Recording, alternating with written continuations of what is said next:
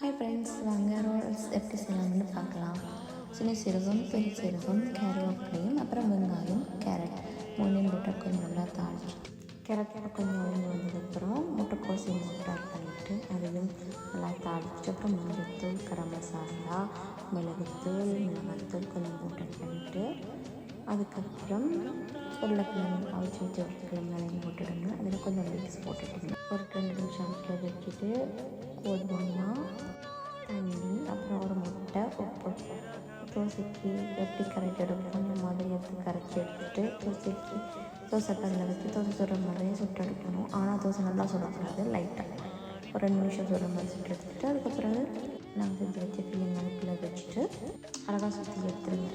முட்டையில் போட்டுட்டு அப்புறம் ரசத்தூளையும் போட்டு பிரட்டிட்டு எண்ணெய் சூடான அப்புறம் எண்ணெயிலையும் போட்டு எடுத்து பொறுத்துட்டிங்களா ரோல்ஸ் ரெடி. இந்த வீடியோ பிடிச்சிருக்கு நினைக்கிறேன். பார்த்ததுக்கு தேங்க்ஸ்.